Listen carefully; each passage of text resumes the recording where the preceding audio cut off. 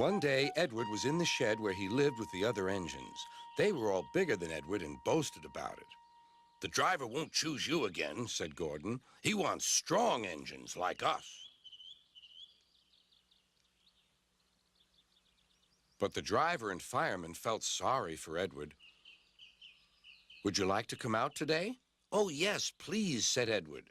So they lit his fire, made lots of steam, and Edward puffed away.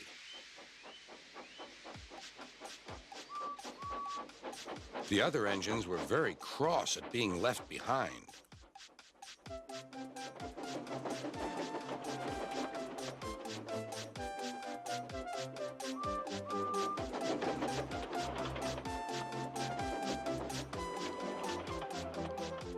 Edward worked hard all day. The coaches thought he was very kind, and the driver was very pleased.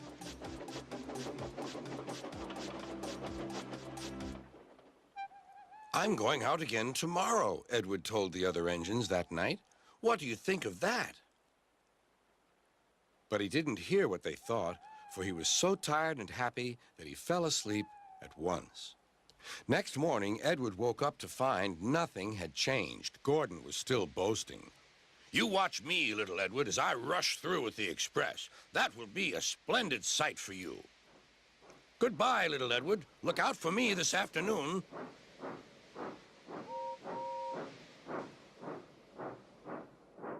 Edward went off to do some shunting.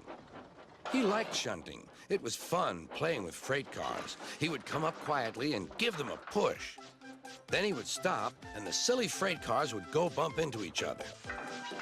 "Oh!" they cried. "Whatever is happening?"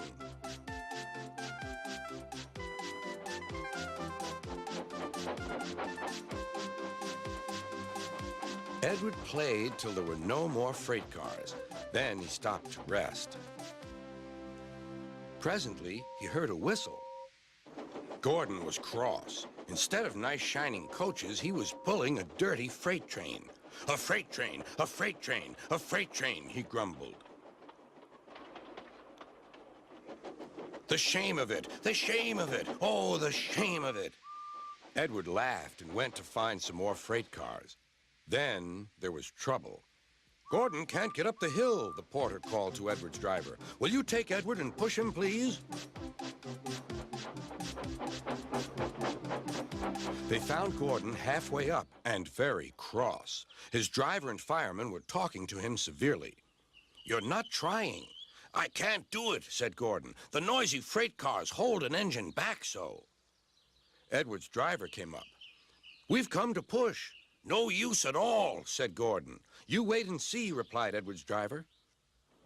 They brought the train back to the bottom of the hill.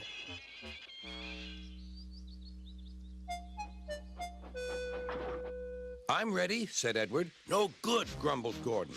They pulled and pushed as hard as they could.